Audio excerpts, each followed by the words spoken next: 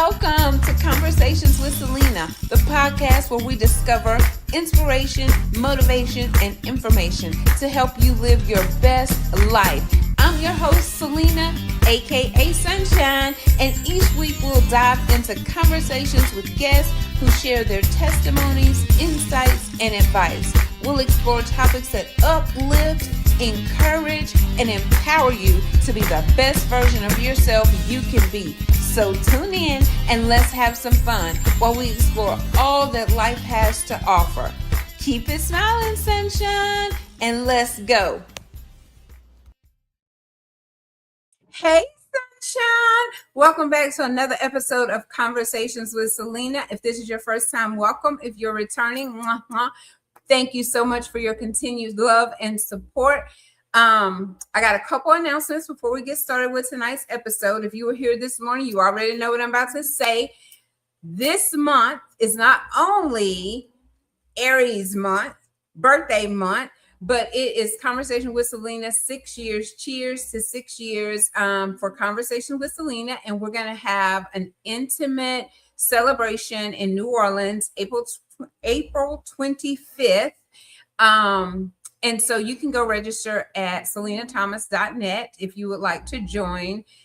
Let's see, if you want to be a sponsor, we got some sponsors already. If you want to join the sponsor list, we have the Taste of Juanita Seasoning, Queen E's Jam, Apex Counseling, LP Dillon Designs, The Blood Blocked It, TL Media, and 4C and Company. So you'll get a shout out here live. You will also be on the cards that we print out for the actual brunch and just many more things that we want to continue to work together and collaborate. So don't hesitate to join the Conversations with Celena community and club because we will welcome you in with open arms and love.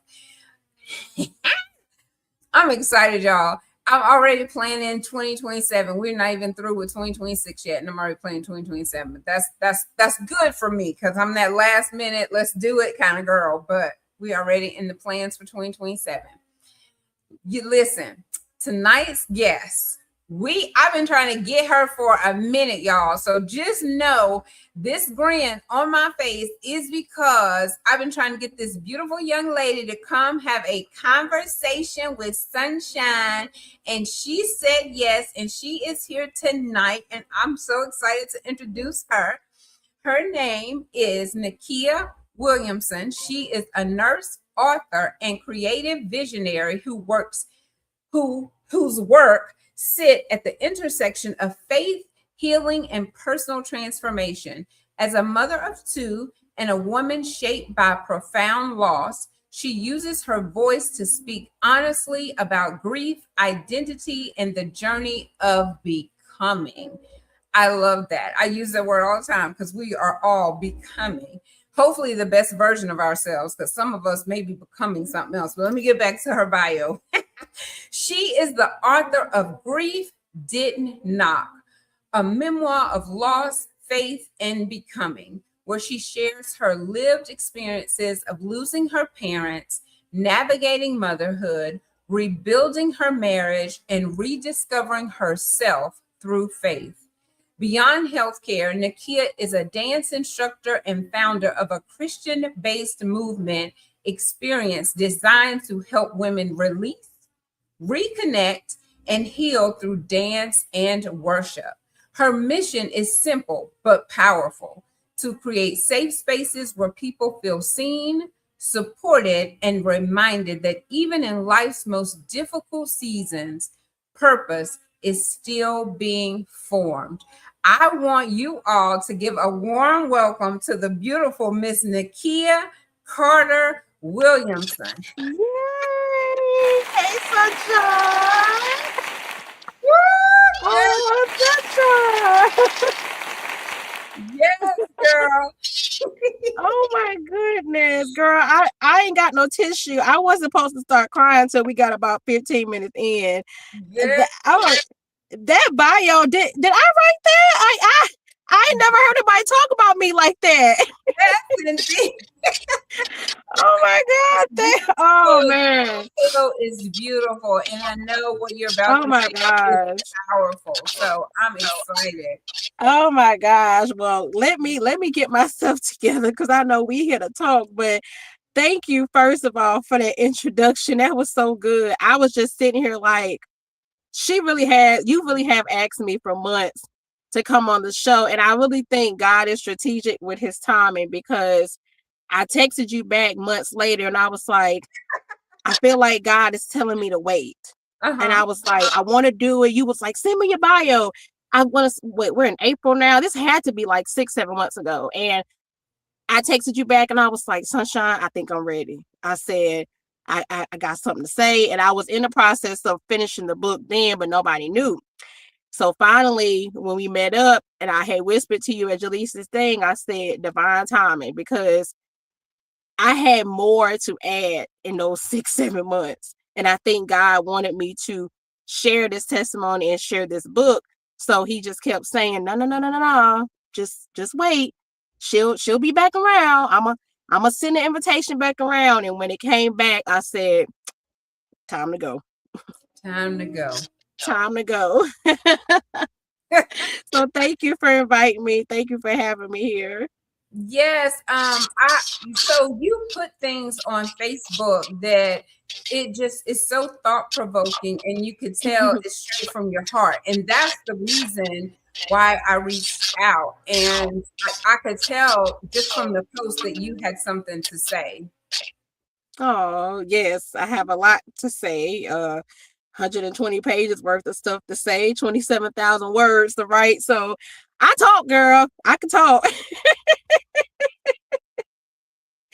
Well, at least in the middle of the tears, you have laughter and you have smiles and you have healing to share for other people who have experienced grief. And, we try to compare, well, this one is not as bad as her. And I just hate when people do that, because grief is grief, loss is loss. Trauma is trauma. It's just going to be different from everyone. Now, I'm getting some feedback. Can you hear that? I hear you fine. Oh. So no one's put it in the comments. Maybe it's just me. So anyway, I'm going to put myself on mute. I'm going to allow you to share how you decided to write this book. I know you said you had something to say and no one knew about the book, and sometimes you do have to move in silence. So tell us about the pulling and the tugging on your heart to write the book, and why you needed to be, why you did that. And I'm putting myself so there's no echo. And if anyone can hear it, please let me know. I sure will. So how this all came to be. And it's funny in the beginning, and then it's going to get serious. So about 2 years ago, I was telling my husband, like, yeah, I think I want to write a book. But it had nothing to do with grief. It had nothing to do with a memoir of my life. I basically was identifying myself in that time with dance, which we'll talk about in the book. And it was going to be called like 5, 6, 7, 8. How do you choreograph the steps of your life? Which would have been a dope idea. It would have been a dope book. And if anybody wants to steal it, go ahead. But I don't know. I just think I was just like playing around, and I was like, oh, well, I don't want to do that. So life happened. And fast forward, I went to one of my friend Davlin's, her best friend, Cree, had an event in December for women. It was a girls' night out. I'll never forget. It was December 13th. And it was prophesied to me that I wasn't supposed to be here, meaning I should have been dead last year. Like the devil had plans. He was going to take me out. Like, I get chills talking about it, but I'm really big on faith, and I do believe in prophecy, and I do have a prophetic gift myself. So when I was told that, I knew that confirmation was the truth. So fast forward, there was a message after that said, it's now your season, you must walk in. And I just kept feeling the Holy Spirit telling me, like, this is it. Like, you have got to share your story, your testimony on how God has been. And I'm asking myself as I'm weeping, how do I do that? Like, nobody's gonna want to listen to me, and like, I'm so isolated. Like, I don't have that many friends, and my story's not big enough. I'm only in Picayune. Like, who can I help? And then all of a sudden, it's like the Holy Spirit downloaded the title of the book right then and there, and He was like, "Go forth and write." Like, I heard it clear as day. Write the book. So from December 13th until about a week and a half ago, I just wrote every day, piecing this together, taking old journals that I had from the last 2 years, and I just did it. Like, I prayed, and obedience is better than sacrifice. And I feel like God was telling me, you have to do this. And I'm thinking, this is too much, and I don't feel like typing all this. And I don't have no experience, and I haven't been in English class in forever. And I just took English Cot 1 and 2 and passed it with a C, but I passed it.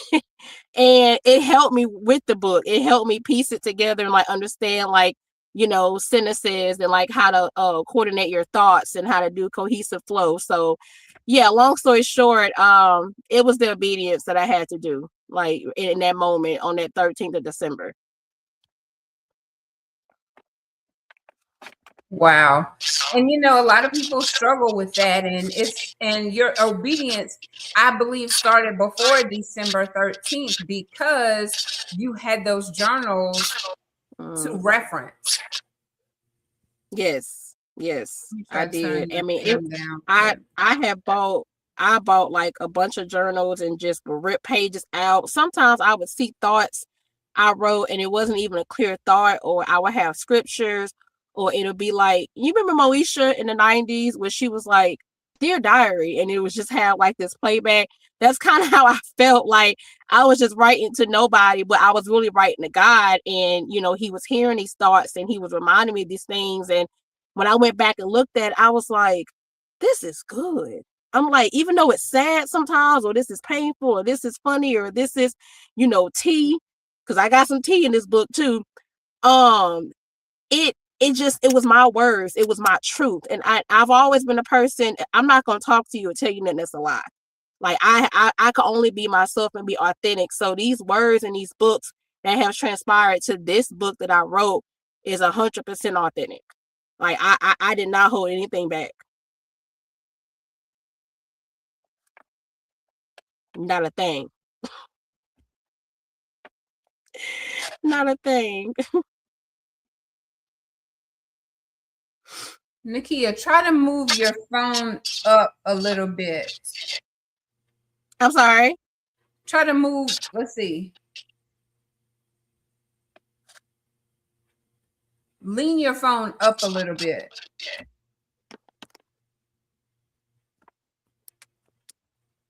Like here? Okay, let's see.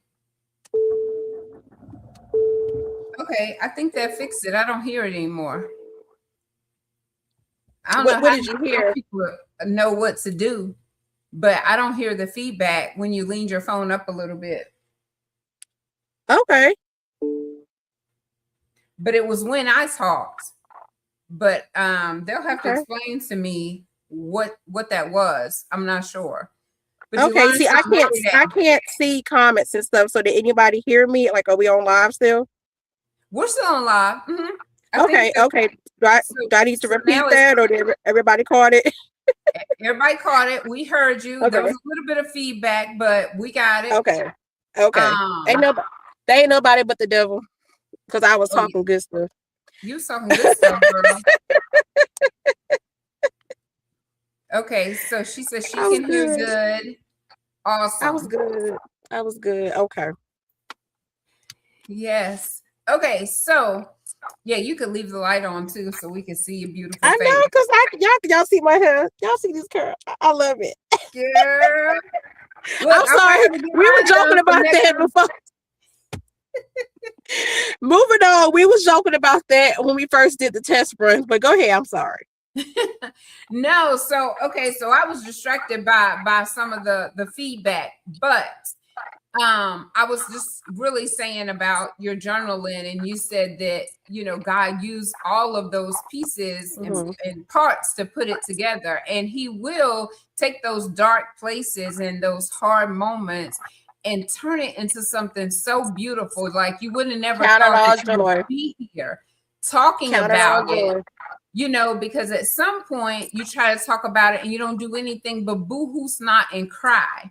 But then you can talk about it with a joy in your heart, knowing that I made it through. I made it through some of the darkest times of my life when I didn't think I was going to see the next day. How they say, weeping may endure for a night, but joy comes in the morning. Baby, it seems like morning. It's like, where's morning? Morning not coming. Where is it? Morning got lost to me. I don't think morning came for about 10, 12, 13 years. But yeah. I understand. I feel like my morning took more like, I don't know. I ain't gonna say that, Lord, because we've been it's here. It's here. Mornings, but baby, I have seemed like some dark days too. It's here. It's here. It's here. So tell us a little bit about the book. Tell us a little bit about the book. I was waiting on that question because I'm trying to see how to tell you without telling too much. So pretty much, I'm gonna kind of walk you through. But give us just enough. No, I'm gonna give you a little tea. So it's gonna be around the same birthday, right? That's the only thing I know about it. Yes. So yes, only thing I have told is that it is coming out next Saturday, April 11th. Of course, I'm going to explain why that date meant so much to me. Where did that come from? So starting with the date, of course, the day I was born, I'll be 35. And I just felt like it was time for me to reflect back on not all 35 years. So the book starts when I'm about 15, freshman year of high school. So I give you 20 years in 18 chapters. So I'll tell you that.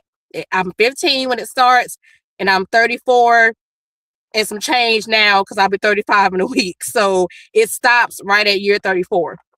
But anyway, so yeah, I chose my birthday because that's the day I'm like, you know what? I've hit full circle 35 times, and I'm still blessed to even share this story when some people would have been taking themselves out, to be honest. Like when you read some of this stuff, I know my readers are going to be like, how did she get up the next morning? How did she not lose her mind or go into a psych ward or, have a nervous breakdown, which there's a piece of that in there, but it's a long way in the book. It's not at the very beginning because once again, I'm 15 when it starts. But so I talk about high school, where grief first started. And it actually started with me not making a dance team. And that's when I kind of realized rejection. That's when I realized I was seeking validation from a piece of paper or a decision that another person made based off of my talent. And I knew I was talented. But, we all have days where we don't have a good performance, or you may play basketball and you don't make the winning jump shot. It doesn't mean you're not a good basketball player, or you don't make the team the following year, but you have to stay on your game. And at that time, I was 15, 16. Can I say this? I was hot, spell hot, and take off the T. Girl, you want real? I'm not gonna sit and play this game like I was so perfect for 35 years. No, I wasn't. So so you spell that out, and I was doing some of those things, a lot of these things, and I look back and say I can't believe I graduated because I was studying school, but I was studying boarding school. So I got a little scholarship to go. I got a scholarship to go to school, community college, because I could have went to USM. My daughter right now is 10 years old. She's talking about going to Ivy League. She's super smart. I know where she get it from, but her mama wasn't focused at that time. She didn't want to do all that. But anyways, so I take you through that episode and going to college, and of course, my first heartbreak, how that made me feel. I'm grieving this. I'm looking for independence. Of course, I'm going to be discussing what happens after that. which is turning 21. And, seeking relationship. I'm meeting my now business partner. I'm in the studio. So I can't tell y'all the book because it's so good, but I'm gonna try to sum this up. So pretty much I'm taking you through all these chapters, and each chapter there's a hit. And then it transitions into the next hit. How does she deal with pregnancy that wasn't planned at 23? I even walk you through the hospital. Who was there? The baby daddy or not the baby daddy? Who was the father? Who wasn't the... Y'all, if you never knew my business, you're about to know it. You're about to know it, but in the most respectful and honorable way, because no, I am not name dropping. No, I do not shame anybody in this story. This is my personal story, my testimony of what God brought me through, and I'm showing you realness. So I want my readers to know, dang, I went through something like that, or I'm not alone. And I also have pieces in the book where I'm talking to you directly as the reader, and I'm telling you how to find support groups. This is what you can do in a time like this. How do you seek comfort? So, and there's reflection questions in the book. I can't tell you all that, but each chapter at the end, you have to self-reflect on what I just told you and how it relates to yourself, if that makes sense. It does. It does. It's Absolutely. deep, Sunshine. It's deep. It's deep, girl. Oh, I know it. It is deep. It is deep.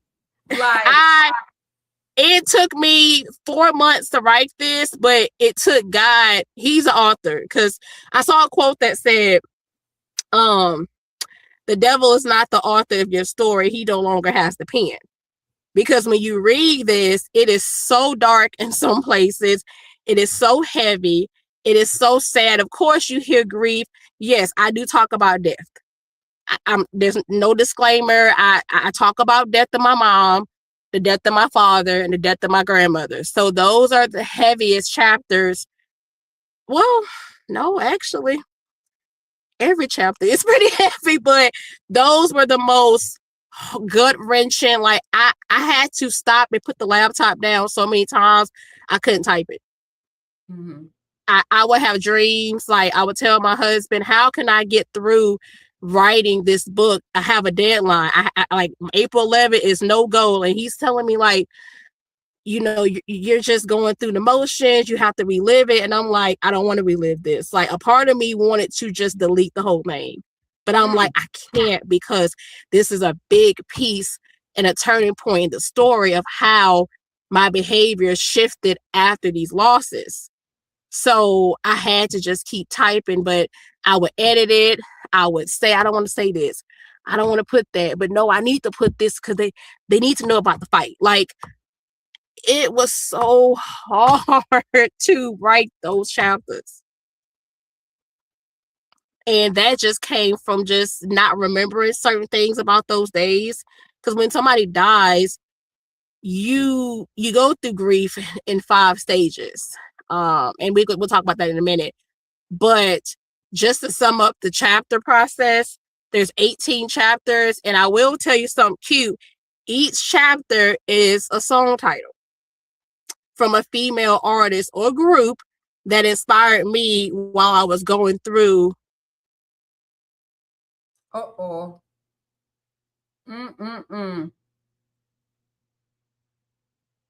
don't know what happened. I think I got hacked with my hand. I'm sorry. Oh, you're good. That was my fault. I pressed something. Because we sure not to blame the devil. I know. He don't want me to talk, but you can put me back on and just tell me when to start back. I'm so sorry. No, we're back on. Okay, so what I was saying was each chapter in the table of contents, you'll find each chapter is a song title from either a female artist or a female group. And the reason why I wanted to do that was I was having fun trying to figure out how to name this. And I realized during that era, those 20 years, who inspired me? What was the music I listened to at the time? What artist spoke to me? So each chapter has a story behind it, like for instance, I'll give you one. I think chapter 10 is Dreaming of You. That is a song by Celena. And if anybody knows me, that is one of my all-time favorite movies. I don't know a lick of Spanish, but I loved her. She's an April girl like us, April 16th. And I am a diehard Celena fan, but that song title, Dreaming of You, goes into a dream that I had when my mother visited me.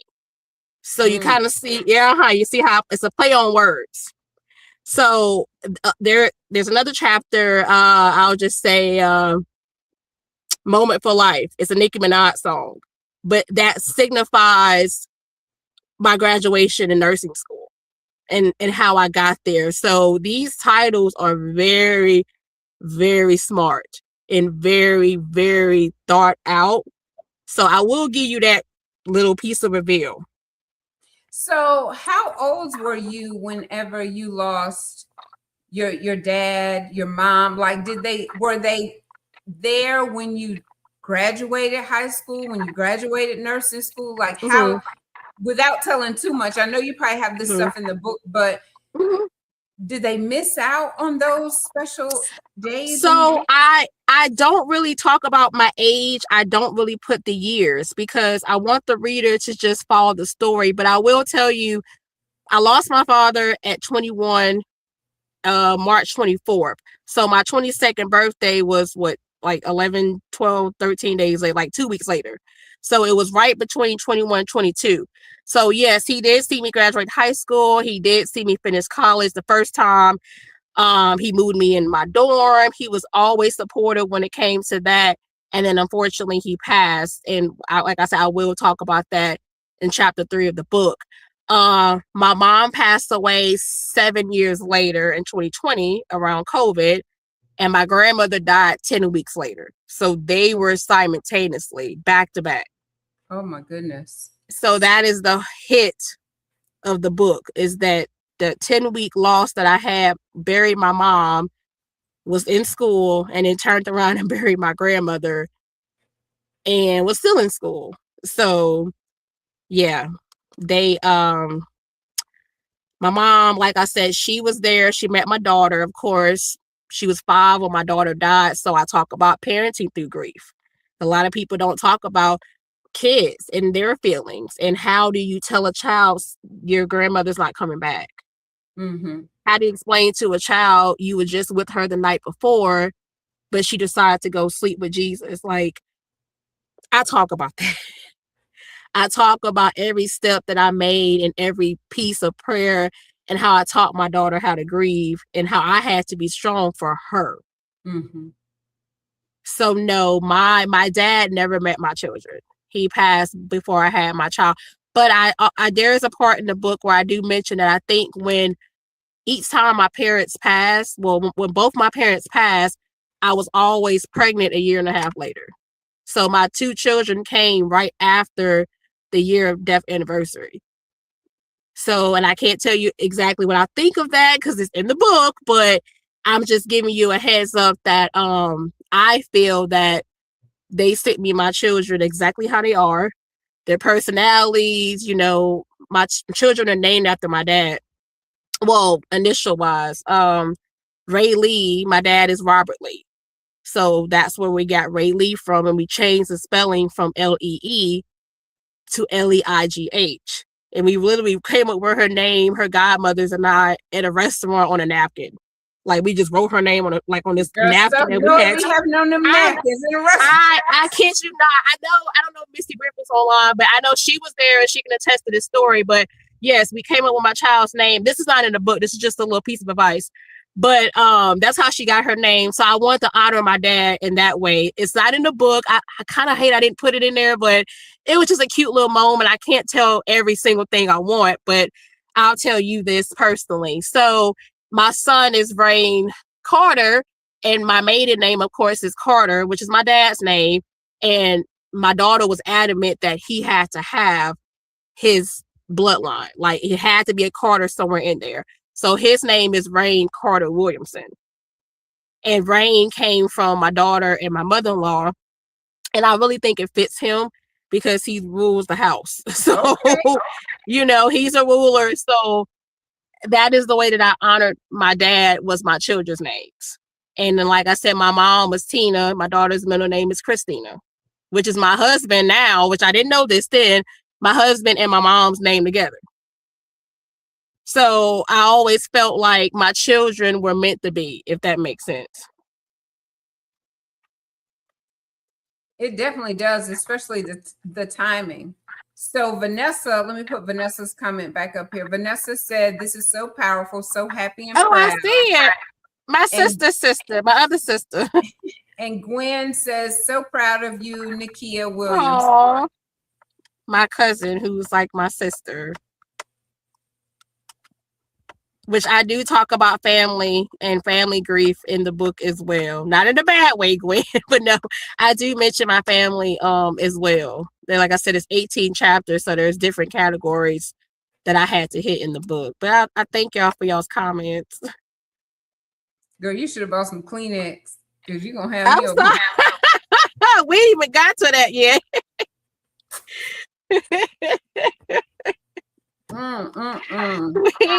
I'm just giving you a little base, little cute version. We ain't got to. You ask for some raw stuff, we gonna get there.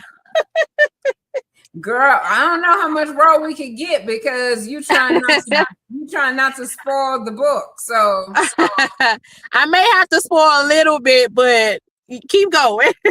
you share whatever you feel comfortable sharing. This is a place where, I have a platform for people to come and be as vulnerable as they are able to be, because this comes in phases. Like, some people can just come and blurt it all out, but I feel like they've also went through their process maybe off camera. For me, my process feels like it's been on camera.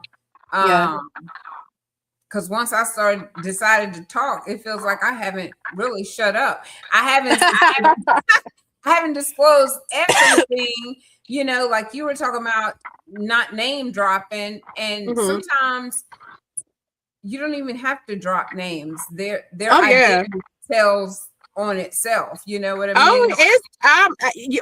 Trust me, when y'all read the book, like I said, if you were around in my teenage years, mainly, you know the guy I'm talking about. I mean, his mom and I are still cool. Like, it's no beef.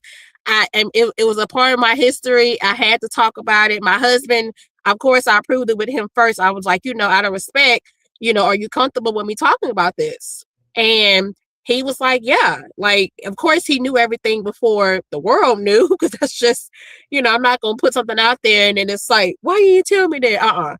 We don't do that over here.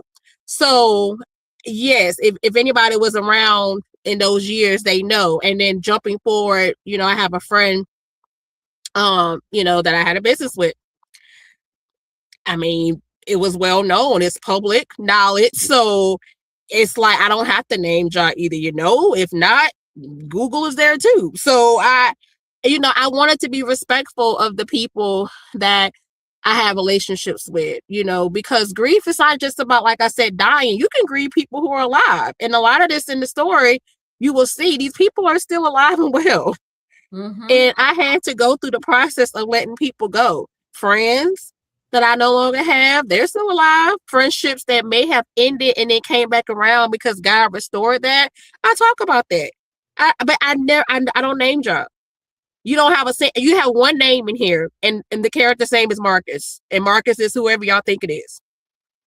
So I just made up a name because I didn't want to keep typing he or him or them. And I was like, you know what? We're going to just give a name to this person because he's significant. So here we go. I don't know if there's a real Marcus out there. It ain't them. This is a made up name. Girl, because people will be searching Marcus. And that's why I did that. And you won't see a Marcus. I don't even think I may have 3 Facebook friends with the name Marcus. And I think one, it doesn't even go by that name. And the other one's married. And then the other one, I think I haven't spoken to in 10 years. So it ain't either one of them. Yes.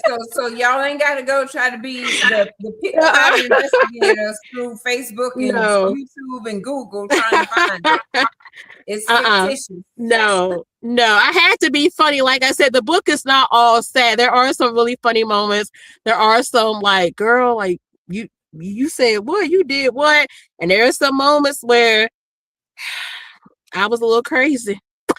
And that's why I was mentioning the 5 stages of grief. So I'm not a psychologist, but going to therapy over time and just learning the 5 stages are anger, depression, bargaining, shock, and denial. Now, it doesn't have to go in that order from what I've learned, but when I was in therapy, the actual order was supposed to be shock first. Then you go into denial, like you can't believe this is happening. Then you go into anger or rage because it's happening.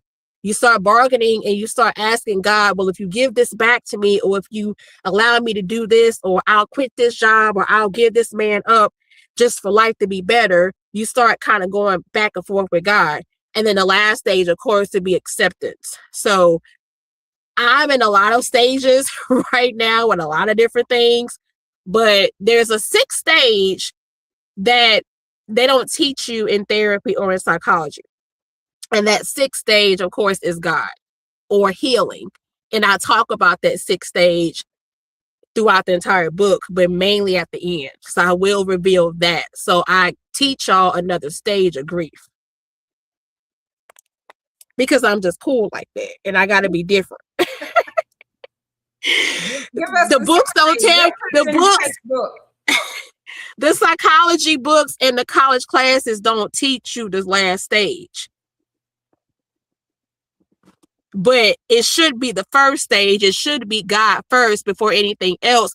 But I understand psychology and what the brain thinks and how we're warped. But baby, there's a 6th stage. That's all I'm going to say. I don't want to get to preaching just yet, but it's a 6th stage. And without that healing in God's stage, I would not be sitting here at all. There were plenty of times, pregnant, not pregnant, depressed. I was just like, God, I'm done. Like, I don't even want to do this no more. Like, I lost my parents before the age of 30. You know, at 30, you think, okay, I haven't bought a house yet. I haven't really had all my children yet. I haven't seen the world yet. You know, we didn't get a chance to do this as a family yet. And I was angry at God about that. I was pissed. And a lot of my anger, and I'm sorry, say it again. I said, tell the truth, girl, because a lot of people don't want to say it like that, but it's the truth. No. Well, see, me and God are tight like this. And see, we have a relationship with God. He knows you. He formed you in your mother's womb. He knows who you are. So I'm not going to sit here and lie about nothing. I was pissed off at God. I'm like, how you let this person keep their parents and they smoking, drinking, doing all this other kind of crazy stuff, don't know you, don't give a damn about nothing, and I lost my parents to sickness. You know, and it sounds crazy because everybody's going to get sick. Well, God forgive me. Everybody doesn't get sick, but we don't control how we pass away or when. So looking at it from another point of view, from not a carnal point of view, but from a spiritual point of view, yes, we're all going to go. We're all going to expire. But in that moment, when you are 29 and you have already lost one parent, now you're sitting at a funeral again. It's like, really, God? Mm-hmm. Like, you didn't love me enough to keep them here? I couldn't have this life. Like, why did you choose me to be an orphan? Because that's what I felt like. I felt like I was an orphan in this world. No matter how many friends called me, fake ones and real ones. No matter how many people said, "Oh, I'm gonna come check on you," and then 6 months later, don't text me at all. It didn't matter if I had a boyfriend or a husband in that season. I always felt I was alone because I didn't have them. Then to lose my grandmother, like I said earlier, 10 weeks later, it's like, God, how much do you really think I'm supposed to take? Mm-hmm. How, like, and then it's COVID. Like, the world was shut down. Like, I didn't even get a chance to properly, and I'm sorry for yelling, but I'm getting triggered a little bit, but I didn't even get a chance to properly bury my mother or my grandmother because of COVID. And I talk about that in the book. Wearing masks and not being in a church, you know, not having the ideal homegoing that people talk about when they in their will. We didn't have it. I I had to bury my mother at the graveside with a tent 6 days after she died because it was so bad. The funeral director said, if you don't bury her right now, we may all have COVID and get sick. Like it was bad that whole week. Mm-hmm.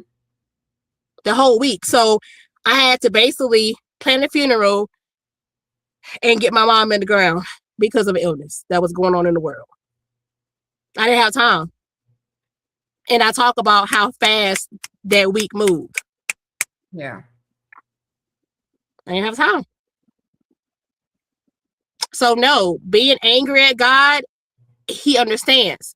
Was I shocked for a while? Yes. Did I go through depression? That is a big stage. Am I at acceptance? I can honestly say now it's been 5 years since 6 almost, since they passed. And I am in the acceptance stage, but it took a minute.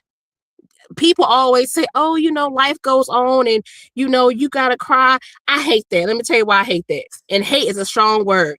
I hate it because how you going to sit there and fix your mouth to say life goes on? No. It does go on technically. But at the same time, God is not telling you to go on and just jump and do all this stuff. He really wants you to sit down and process what's going on. And if you read the book, I know one of y'all gonna say, now why she ain't sit her tail down? I never sat down. For about 17 chapters, I'm gonna tell y'all I did not sit down. And you will see when you read, like, she ain't lying. I didn't want to live it. I didn't want to feel it. I didn't want to deal with it. I just kept running. Yep. And running. And that's what you do a lot of times.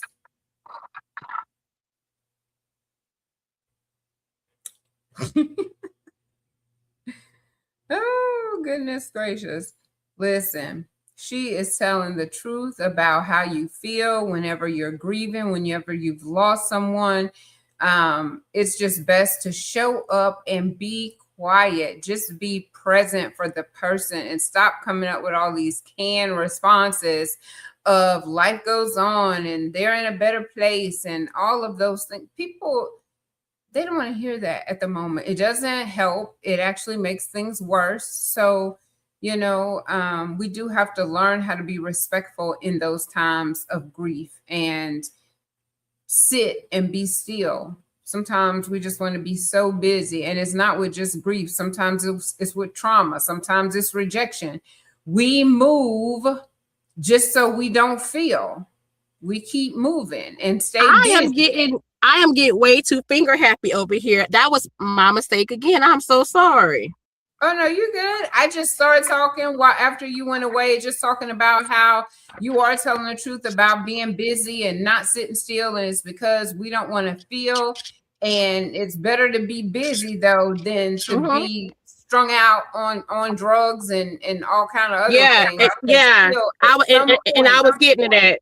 Yeah, at some point you do have to sit still and process it so that you can get to that acceptance stage. Yeah, I was getting to that. I'm so glad because I was like, shoot, I got to jump right back in. I was like, oh, I was on the road too. But no, I was saying, yes, God knows the stages. So I had hit all of that. I am at acceptance now with my, my mother and father, my grandmother's passing. But it took a while to get there. What I was saying about the running is, I could have been strung out on drugs. You hear a lot of people say, oh, like I'm in a mental ward, or, you see people walking around crazy, even around here. And then I'll ask somebody one time, I said, what led to this? And I'm maybe honest. And you know what that man told me? I lost my mom. Mm-hmm. And I'm sitting here thinking like the kid, that could have been you on the side of the road talking to your doggone self. But the Lord saved you. God gave you grace. He kept you in your right mind. Girl, don't get me preaching. I wasn't trying to do that. I wasn't trying to do that. If you don't know God, look, I don't know who all watching. If you don't know God, y'all about to get to know him. Because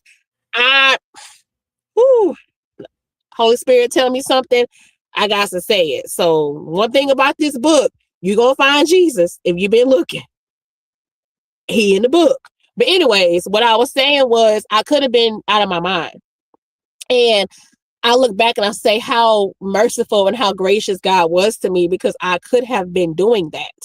That man told me I lost my mom and I don't know where he's at. This is about maybe 3 years ago. And like I said, I'm not going to name drop, but I remember him from being young and he wasn't like that. And Mm-hmm. it's so sad to see people turn to drugs or substance or sex or, you know, any type of sin, you know, cutting themselves. Like, I'm going to be real. Like, no, I have not done these things personally, but in the book, like I said, I talk about being young. Even before I lost people, I was dealing with some stuff I wasn't supposed to be dealing with. And then when I started dealing with the grief and the loss, it amplified it. But like I said, God came and snatched me and was like, and I do talk about that in chapter 4, how I met my friend Marcus and how if it wasn't for him putting me into the position of being a teacher or, you know, building that passion that I had for dance or helping other girls. And that's why I was so big on mentoring young girls, because I knew the road I was going down was so destructive. I was in my 20s. You know, we in our 20s. What did I tell you earlier? We HOT without the T. So if he hadn't came in that season of my life, I can't, he's not God. I'm not going to say that.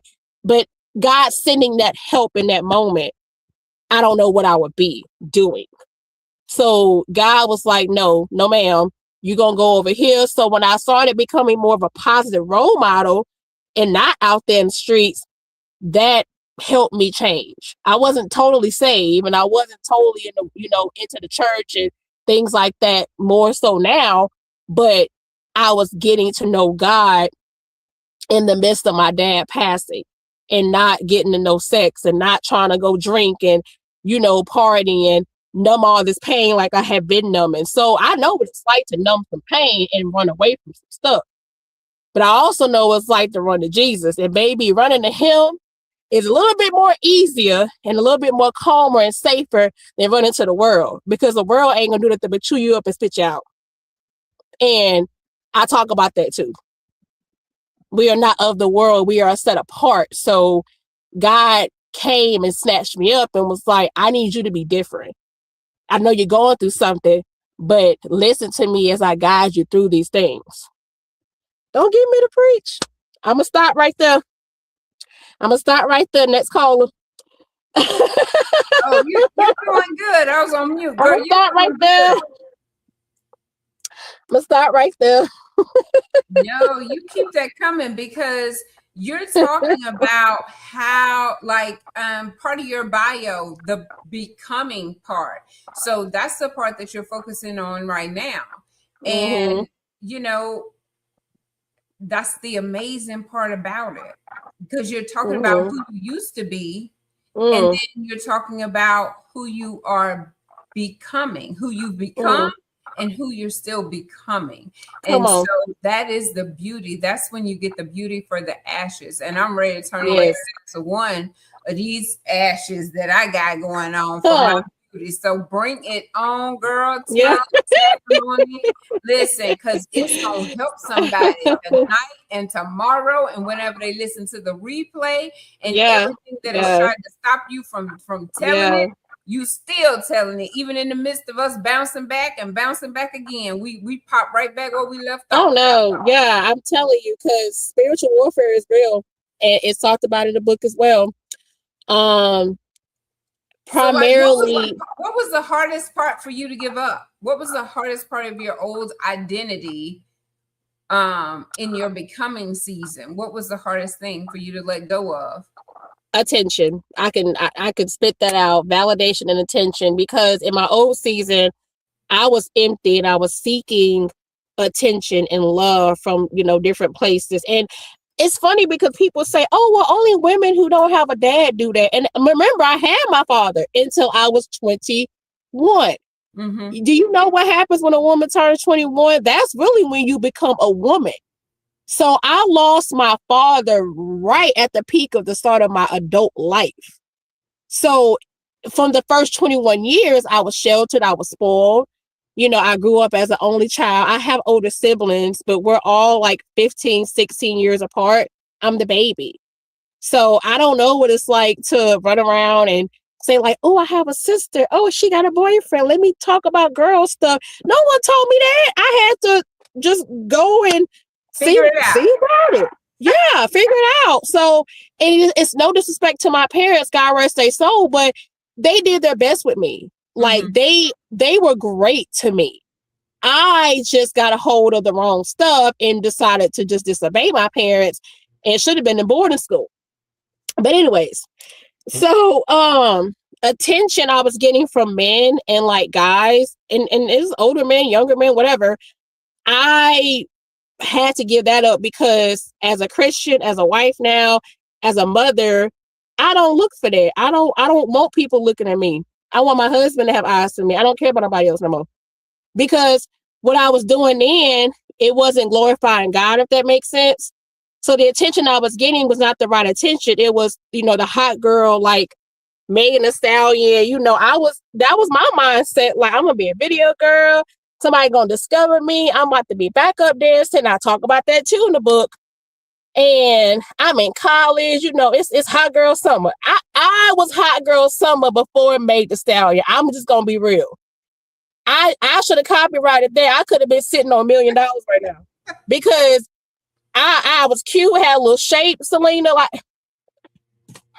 couldn't tell you nothing. What my cousins win. You couldn't tell me nothing. Okay. I just had it together. Like, was in New Orleans, like balling, shot calling. Like, I just want to be this rap girl. And I look back and I'm like, Nikki, you so stupid. I'm like, I look at some of my Facebook posts, my pictures. Like, you ever just had that moment where you like, oh, you so lame. I was so corny, Sunshine. Like, I was so corny, but I was so not at the time you weren't corny. Well, no. Well, looking back, but at that time, I was like Beyonce, yeah. But looking back, I'm like, seeing it so corny. I'm like, that was so corny. Like, being like these other girls, and now it's like I'm different. Like, I don't associate with that type of lifestyle. I'm like, now I feel like, okay, now you Beyonce. But that attention from these men and, just getting, I ain't gonna, can I be real? Can I be real? Please. And anything that I'm telling y'all, like I said, my husband knows all this. So, before I got married and saved all that good stuff, yeah, I was getting bills paid. You know how you young and you cute. I put the sugar in sugar daddies. Like, I was doing it all, Celena. Like, I was never broke. Spoiler alert, I hope my uncles and them ain't watching, but sorry. I'ma just be real. Like, I was playing the game and the game was there. I was good at it. And I think I had to give up greed. I had to give up lust and sexual desire. I had to give up a lot, to get to where I'm at now. And I don't regret it. So if that answers your question, yeah, it was a lot of sin that I had to be comfortable with saying goodbye. I don't want this type of attention no more. I don't need the video glam. I don't need the camera in my face. I don't want the backup lifestyle. All that stuff that go on in Hollywood and stuff now. Imagine if I would have really popped off or been some type of dancer in the industry. I hear horror stories about backup dancers and how people don't get paid and they got to do all these rituals and witchcraft. And baby, don't even get me started on that. Girl, all kinds of stuff. All kind of stuff I feel like God saved me from. So no, I had to get it up. Girl, well, who taught you the game like that? Myself. Just being in college, you start, what they say, birds of a feather flock together. I started grouping up with some girls and hanging out and, you get exposed and stuff. So yeah, like the enemy, and this is in the book, the enemy plants seeds at an early age. He sees our future before we know it, just like God knows. The enemy attacks you because he knows, okay, in 10 years, she's going to be doing this. But if I plant that seed in her now and get her off track, I'm going to stop the plan. But guess what? I stopped the plan of the enemy because I got close with God. So there is no plan for him. Whatever he had going on for me to be a video hot girl in Hollywood and probably be somewhere dead on the street right now, drunk or drugged, or, hurt or something, or, into any type of adult, whatever I was trying to do, yeah, I could have been out there. But the plan of the enemy did not surpass. Because it's I like told you, Sunshine, don't get me started. Whenever you give in to those type of desires, I feel like you have to keep feeding them. So Yeah. the greed that you're talking about, like the stuff that you was doing it on the smaller level, the sugar and sugar daddy, had you been over in California, Hollywood, or whatever, girl, you're right. There's no telling what you would have been, what level you would have been at that point. You would have been putting the sugar and the daddy in sugar daddy, because it grows. The more you feed it, the more it grows. That's the reason why we're in the situation that we're in right now, is because of greed. People that are already rich and have what it's a deadly sin. It's a deadly sin. One of the 7 deadly sins. And the things that kids are, the things that adults are doing to children, and the lust, like that blows my mind, because you have adults, you got the porn, and that still is not enough. You have to start preying on children, and then it just continues to grow. Did you read my book? No, girl. I can't wait to get it though. Well, because some stuff you saying, you spoiling the book, not me. Girl, because I got my own book in my belly. Look, I got my own book in my belly over here. Like I said, the Lord knows the conversation before we do, but continue on, sis. I just thought I would just share that real quick. Girl, them low down, dirty, nasty people, I tell you. But that's also my story, and I talked about it a little bit earlier at the 11 o'clock live. Is it's sad what you have to deal with and what you have to go through in order to live life. And some days you don't want to live life. Some days you're just exhausted. You're tired. You don't want to fight for that life anymore. But when you do, oh my God, you wake up and just have an attitude of gratitude. That's where I was this morning. I was so grateful, even though I'm over here looking for papers for the IRS because I'm trying to stay free. But I still woke up with an attitude of gratitude. And I just thank God for that. Like, I thank God. I went out with my kids last night. Well, they're my adult men now. And we had a really nice time. And I said, God, I just thank you for that, because I wasn't supposed to see that. 2015, they said I was going to die. And here I am talking to you, listening to your testimony, sharing my testimony. And I would not, I ain't going to say I wouldn't change it, because I would. But since I can't change it, I'm in the acceptance phase. And I was a victim that became a survivor who is now a conqueror. And I can tell my story without feeling angry. I can tell my story. Sometimes I can tell it without crying. Sometimes, depending on the day and how it is, the tears flow. But I can still tell it, and I'm still in a place where I can help other people, women, children, parents, whomever it is, be better. Stand in their truth sooner. Like, that's what I really want for people. Stand in their truth sooner. Please, so that you can be free. When you try to hide behind it, like now, how you're being so transparent and so honest, girl, that's when there's freedom. Can't nobody from your past come and try to tell your husband you're no. They ain't gonna tell my husband, because my husband know everything, and anything that happened back then, I'm gonna tell you, I did it. But I don't answer to that. Like, nobody can come to my face and say, oh yeah, I remember. And they may whisper it. I mean, we can't control what people say about us behind our back. But honestly, Sunshine, I have refined myself in so many ways. I don't even look like that girl. I don't even recognize myself. So I don't care. Like, ain't nothing nobody can say that's gonna make us break up.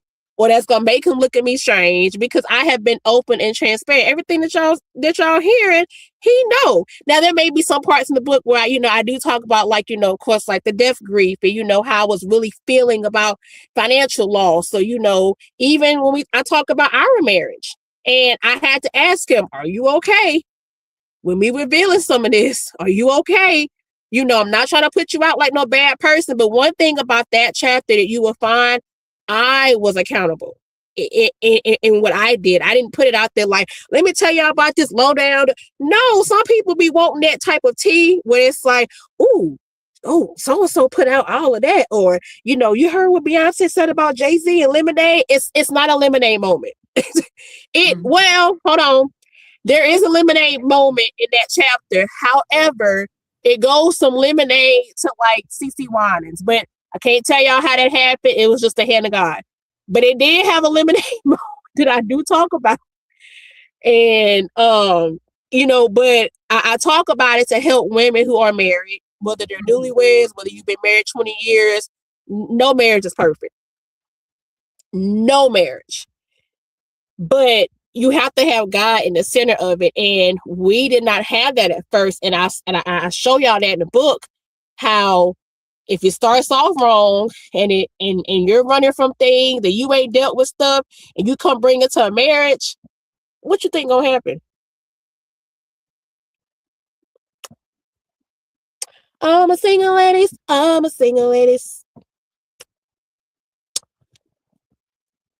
You're gonna be single. You're gonna be single because you have not dealt with your stuff.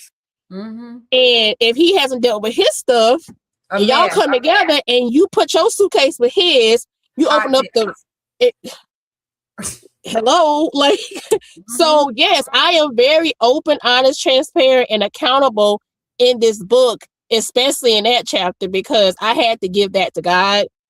And I'm so glad I was able to share and be vulnerable about this and about everything else that's in it too. Because when you hold stuff in for a while, it's bad. Like, yes, I talk about going to therapy, and I like how you was talking just now about what you did and your testimony and how you had to just go out with your sons and how you felt happy. I do reference that, like, what are things you can do to cope? Because I'm not going to trauma bond or trauma dump all my stuff in this book, and I don't tell you how to get through it, Right. Like, it ain't just a tell-all, yeah, I'm telling it, but I'm cornering how, okay, well, I went through this, like, job. I talk about getting fired from my first nursing job. I did not name drop the company because we have an agreement that I'm not to disclose or anything contractual, and I won't. But some people know who they are. But I talk about being bullied at work. And I talk about how, as Black women, we're stereotyped as the angry Black woman. Definitely. And I'm going to tell you right now, don't ever let no white woman or anybody take you out of your job. And I talk about that in the book. But I also talk about how I was in the wrong and how I took accountability. What happened in that moment that led to that? How did I respond to that? What type of grief was I in that moment? So I'm not just dumping out, this heifer got in my face and I did this and got fired. No. There's a story behind it. If that makes sense. There's workplace trauma. Yeah, and the one thing that I've heard you say over and over that a lot of people don't take, and that's accountability. You have said, yes, this happened, but I also took accountability for my part in it. So that's one thing that if people could just learn, take accountability for the part that you played in the situation. That would just, it would be just, I think, change the whole scenario if people would just take accountability, each person, because no one can have any beef by themselves. You know what I mean? Like, it takes two. So, but everybody want to deflect and act like they ain't done nothing wrong. No, you can't do that. Like, even in the chapters that were about death. Now, I know this is going to sound weird because you're like, well, how are you accountable when it comes to somebody dying? Once again, we can't control when God called you home. But I had accountability in both of those chapters with my mom and dad. I talk about how I wasn't there for my mom and how we had an argument days before. I talk about that because I want people to see that life is short. I want people to see, be accountable, because when that casket closes, and this might be the tissue part, I don't know. When that casket closes on your mom or your dad, there is nothing else that you can say. When you heard that last breath in that hospital and that machine is unplugged, and they tell you in 45 seconds your dad will be in heaven, there is nothing you can say in those 45 seconds. So the reason why I was accountable in those chapters was to say, if I wouldn't have canceled this dance event, my dad would have died and I wasn't there. But God allowed me to be there when he died. My mom passed in her sleep. I wasn't there. But he allowed my daughter not to be there because she was going to deal with that trauma more than me. I had to be accountable for that argument over some $40 that didn't mean crap looking back. And our relationship was somewhat toxic. I'm going to be honest. We didn't have the best relationship, my mom and I. It was getting better, but as she got sicker, women get stuck in their ways. As we get older, we get stubborn. You can't tell nobody nothing. You just want to be who you are. And she was in that mode where it was like, look, Tina, you want me to go to Pearl River? I'll go to Pearl River. I'll get you this daiquiri. You want me to go sit down and get out your face? I'll go sit down. You want me to go clean up or run to the store? She always had me running to the store doing errands. And it's small stuff like that I can't get back. You know how many times I passed Pearl River and I to this day I still cry because I'm not stopping to get her a fifth of gin. I'm gonna be honest. It's like that was her drink, and I would go get it, even though I wasn't supposed to. Looking back, I probably should have said mine, but she was set in her ways. But that was my mother. I would have crossed the ocean for her if she wanted it. I went and got it. And there are times where I'm just like, was that argument that serious? Those days before? Could I have canceled more dance events before that final one made me cancel? Could I have been in the hospital with my dad more? I took accountability, and I think that's what freed me, and that's what allowed me to accept that I can't blame myself no more for their death. And I did that for a long time, blame myself for my mom's death. I remember, this part is not in the book, but I'll share it. The morning that she passed, I remember the first thing I had to do from this is from memory. I don't know if this really happened. It might have been the second thing I did. I had to go and try to find documents if she had insurance, her medications, just all that you do when you're planning a funeral. And it was not even 24 hours later. And I remember one of my uncles, and I think my friend was there, and somebody else, like a neighbor, came in, and they were trying to analyze if I had closed the door on my mom, because my mom was on oxygen, and there was like this long 10-foot cord, and you're not supposed to close the door because, of course, and even as a nurse now, it could cut the circulation off, and like it could cut the oxygen off. And for years, Celena, I played that scene in my head. What happened when you walked out that door? Did you shut the door? Did you shut the door by accident and not realize you cut her life support off? And my friend was saying, like, that's so mean. Like, why would he say that to you? Like, why would he? I was like, no, I don't think he's saying I did it. I think he's just, he's grieving. So I had to hear certain comments that I knew weren't true, but I went into therapy, and I even told my therapist, I think I killed my mom. I blamed myself for 4 years, thinking, why didn't I just stay? Why did I have to go shopping? I was going shopping for school because I literally was supposed to start class my second semester nursing school the first time because I had failed, which I'll get to that later in the book. But I was going shopping for school, and my cousin Charisma kept my daughter for me to go to Slidell, on Fremo and get scrubs. And I was just having like a girls' day, getting my stuff together. And I kept replaying, like, why the hell did I just not go shopping the next day? Or maybe I could have just stayed home. Or why didn't I go wake her up before I left? Well, I didn't wake her up because she would sleep throughout the day. Like, that was normal for her to sleep late. And when you're sick with COPD, you sleep a lot because your body's compensating for breathing, and you don't really eat a lot. So it wasn't abnormal. Right. So, but for 4 years, I kept thinking, did I close that door on my mom? She would come to me in dreams, and I would try to wake up and apologize. And I was traumatized. And I talk about this too, how I couldn't sleep for 6 months. Like, I was scared to go to sleep, and how I was on medication. And like, and I'm telling, I just got to a point where I had to tell myself it wasn't your fault. Right. 4 years is a long time to walk around and replay that day over and over and over and think. And I remember I had an anxiety attack when the ambulance was here. I was in my room, and I remember my aunt, who was like 84, my grandmother's sister, and my best friend went and found my medicine, and they had to give me anxiety pills because I was getting ready to pass out.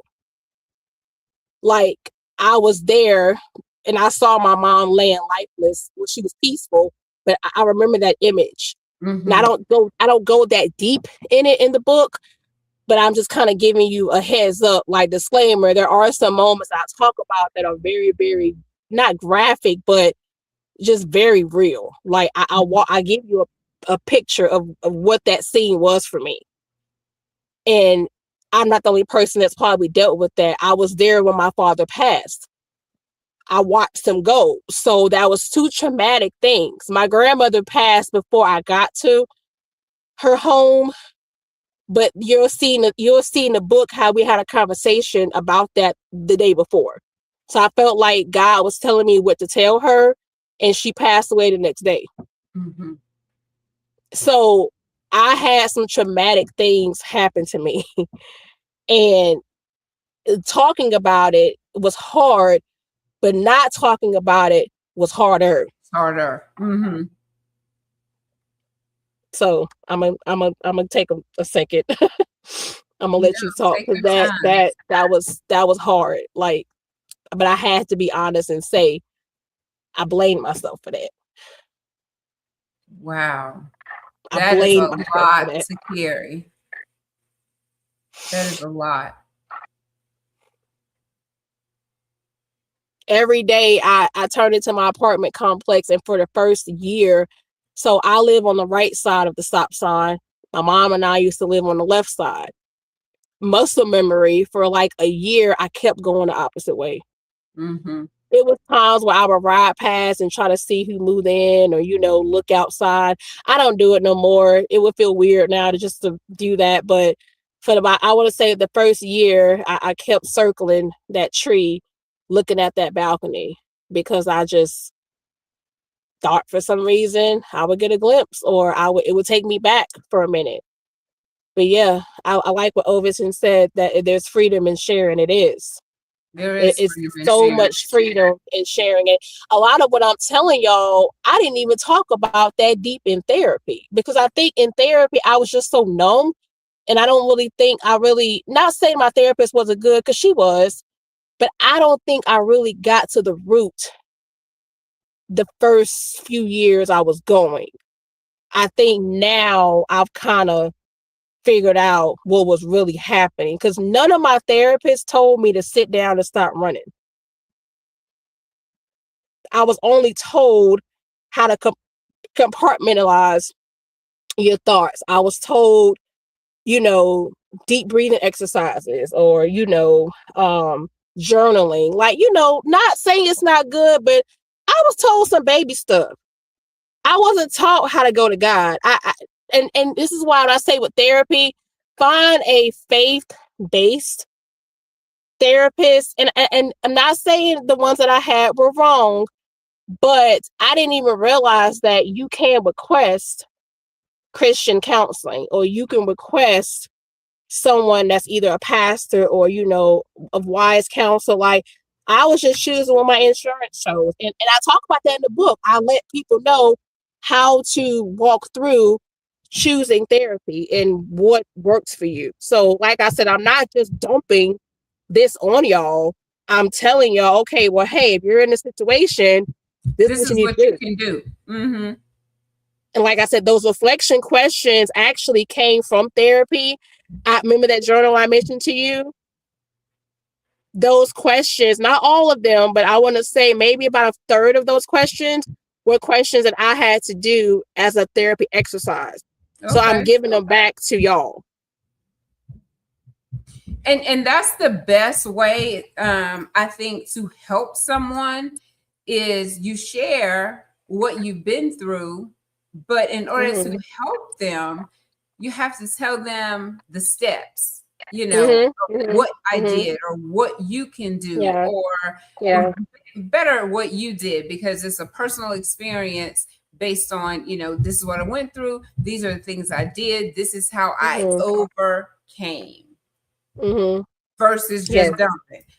People could tell their testimony all day, but what really is beneficial is tell me how you got out of it. Tell me how you overcame it. Tell me how you made it over. Because sometimes people try to convince you can't be helpful if you are still in the middle of it, and I disagree with that. Like, let me tell you why I disagree.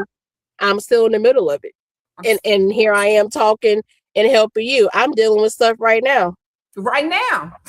And when you read the last chapter of the book, I actually reveal what's happening right now. But it's not a grief thing that's happening right now. I grieved something maybe about a week or two. And then my husband was like, all right, look, like, we're gonna be all right. But like I said, I can't say what it is, but I will say that right now in this season, I'm actually not running. I can't say what I'm doing right now. I can't say where I'm going, because like I said, it'll give away the end. But if you get from chapter 1 to 18, you'll be like, like, wait, she finally woke up. Or, she took control. She gave it to God. Oh, she tapped into her spiritual gift. Oh, she realized that the enemy was plotting after her all these years because she was supposed to be doing this as a vessel of the kingdom. Oh, she got it. I can't tell y'all, but you got to read it, because it acts. I'm revealing to you literally where I'm sitting at today. So when you made that comment about, oh, you can't tell your testimony if you're still in it. Yes, you can. I didn't submit the book till what's today, April 4th. I submitted the book 4 days ago. I just submitted the last copy. Like, I was like, you know what? I'm not writing no more. Whatever I said is what I said. I edited so much. I wanted to be so perfect, but the Lord was like, I gave you what to say. It is perfect because I kept you in perfect peace. My words and my truth and my grace is sufficient. You don't need to say no more. Yeah, because girl, it's another book boiling. You got another book over there boiling. So well, you know what? I honestly said, if I do write another book, it won't be about grief. It won't be about all this heavy stuff. It'll probably just be about like what I'm dealing with for like my son, because I do have a chapter about my son's diagnosis with autism, and I won't give that away. But of course, it is known that he has autism. That chapter was very hard for me to write, because as I'm writing chapters, I'm writing what I'm living in. So those were the hardest ones. Now, yes, the death stuff, the death chapters were hard, but it happened and I can't go back. But what you're writing about and going through this very second, that was the hardest. Because it's like, you don't want to say everything because it might get better. So I'm like, let me write this as a continuation. So I will say, I do want to do something eventually about autism or about mothers or, something. But, I'm going to let God give me that when it's time. I'm going to be obedient. I'm focused on this right now. But if I had to, I would say I would like to expand more on that chapter. because that is a whole life and view by itself when you have a special needs child. I do talk about it because I'm grieving it right now, but I had to move on because there's 18 other chapters that I had to talk about. So yeah. And you did say something just about you can grieve different things. Like a lot of times people try to just kind of isolate it to death, but you can grieve the loss of people. You can grieve the loss of a job. You can grieve almost anything. I was grieving family members and holidays because I was not able to go because I was working. Because I'm gonna be real, I was idolizing work. I was idolizing and being greedy when it came to money, which is a sin. And my husband had to call that out and tell me that, you need to just, chill out. Like, if everything's okay, you're just working. But he didn't know I was running, trying to suppress stuff. And I was grieving. Well, I could have went to Houston last year, but I had to work. And I was like, my family probably pissed off at me because every year I'm always working, or my husband is here, or we going through something at home, or the kids is acting crazy, or, I done lost this job and I got to go to this job, or it was always something that kept me away from my family. And I talk about that because I'm looking at people online, I'm texting and I'm like, my cousins are having so much fun and I'm just here. And I never told my family, and they'll know now in the book how I really felt. And it wasn't because I was scared or was a bad thing. I just felt we're all grown. We have our own lives. And, a lot of what's in this book, people are going to be like, I didn't even know that. Like, I didn't even know she was going through that, or she never said that in a group chat, or she never put that on Facebook. No, what's funny about me, I'm a private person, to be honest. I was private throughout these whole years up until now. And it's like, from you to be private and we don't know, and it's like, boom, here you go. Ta-da! I'm telling you all my business. That's kind of how it is now. Listen, I can relate to that. But nobody knew. And you're misunderstood for so many years. People don't know. And so because of the judgmental society that we're in, people try to judge you and call you out and say you're this or say you're that. And they don't know the real reason behind the behavior. And even when they find out, like, some of them still treat you like, I don't know, like you're alien. Like the marriage chapter, none of my friends know about that, but it's in the book. They will now.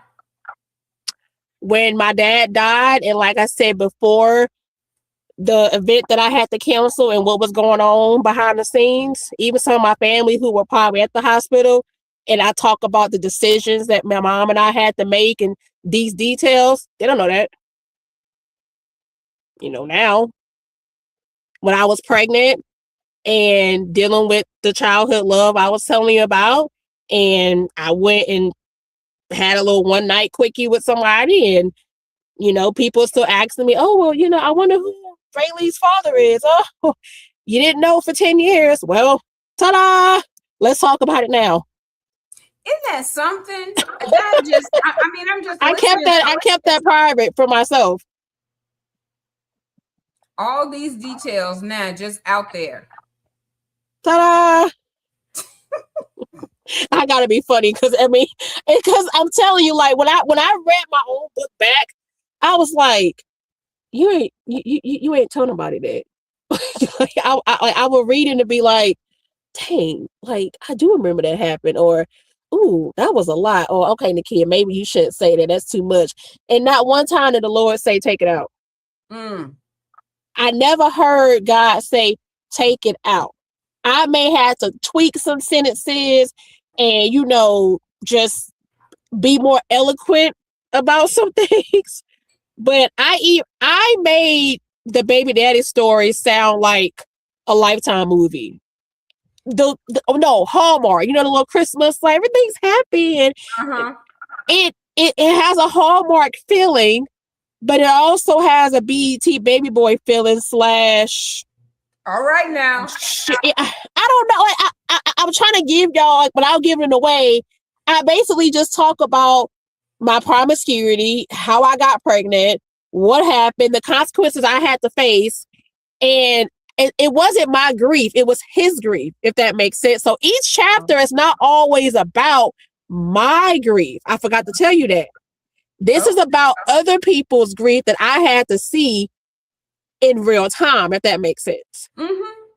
So I'm watching my childhood, love for 20,000 years. And, he's grieving like, okay, well, I thought we had this going on, or I thought we were going to have a family and I betrayed him. No, I cheated. And I talk about that. And how I had to watch this man hurt. You are funny, first of all. And I'm very funny. I'm so funny, girl. You want to talk about me? I'm so funny, girl. Girl, and you giving. But it wasn't funny. It wasn't funny when I played him and I cheated. That was not funny. No, that's not funny. But the way you tell some of this stuff is funny. And if I could take a picture of you, you know how they have those captions like, if what's done in the dark was a person, you would be, if what's done in the dark was a person, because you think somebody else tell your jump, but you're the one over here like, okay, that's in the book. No, y'all about to know. That's in the book. You didn't know this about me, but that's in the book. And I'm like, girl, if I deep down, I really hope he reads it. Like, I hope it frees him, because we don't talk, of course, now. We tried to be friends over the years, and my husband knows this. And, you can't be friends with somebody that you had that much trauma and that much attachment to. And I'm just saying, just in general, like, it's not a good idea. Like, I try because I'm a nice person and I wanted forgiveness from that person. And I wanted to say, hey, look, I'm sorry. And of course he forgave me. But then, years later, things would trigger this person. It would trigger me. And, he would say, oh, well, she's supposed to be my child. And I'm like, well, like, it's awkward. So I got tired of being blamed for that. Or I got tired of feeling like, well, dang, like, okay, just throw my mistake in my face. But once you go to God and he refines you and he's forgiving you, then situations like that don't really matter. I moved on from it, and that's why I was okay with writing about it, because I'm like, what he gonna do? Call me and say, why you lie like that? I ain't lie about nothing. Mm-hmm. We thought I conceived a baby with you, and you know how conception calendars work. You can do something in a quick little window. Change everything. So people in town whispering like, she don't know who her baby daddy is. Well, hell, do you know? Because the calendar says it was this day, but I was 22. It's like, cut me a break. I was 22 and dumb. So if I was my age now, then y'all can be like, yeah, she just trifling. But okay, I had a trifling moment. I had a child out of wedlock. It wasn't planned. Yeah. So, but the Lord still sought to give me purpose, even though I messed up. Even though I messed up 13 years ago. Come on, girl. He still had a story for me. Mm-hmm. I was a single parent for 5 years until I met my husband. My husband met my daughter when she was 4.5.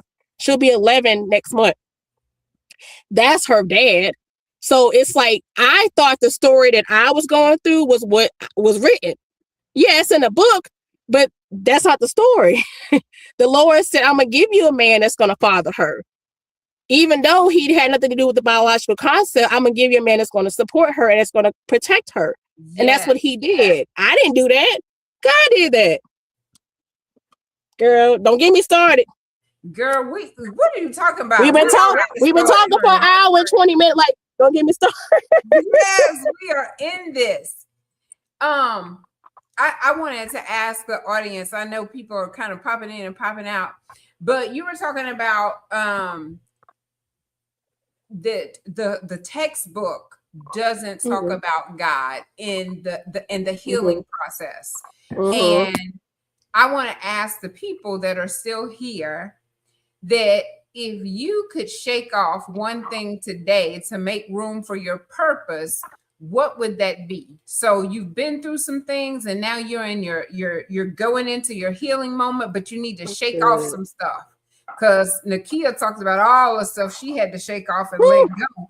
And honey, that was like, they talk about peeling off the onion, all the layers, honey. She's like, she was just snatching that stuff off, and it was painful. And it is painful to just start ripping it all off. But if anyone is still here and would like to put that in the comments, like, what did you shake off? I'm trying to think of what I need to shake off. I'm still in the fear. Yeah. Fear. The Lord told me to tell you fear because you have a gift and you've been sitting on it too long, and I'm gonna leave it at that. Fear. Yeah, fear would be a good one. And shyness, walk in your authority and your boldness. Oh, look, my sister just put this. Go ahead on, Shonda. Oh, look, see, now I didn't see that comment. I'm gonna be that comment just popped up after I said that, so she know you more than I do. So what that tell you? Girl, that's my sister. She might not be talking about me. You talking about me? Maybe she's talking about her, but no, it might be talking about a little bit of both of us. But fear would definitely be one of them, and it's kind of like, you know, you ask yourself the question, like, do I trust myself? Because you don't want to make that wrong decision, even though life is all about decisions and stepping out on faith and things like that.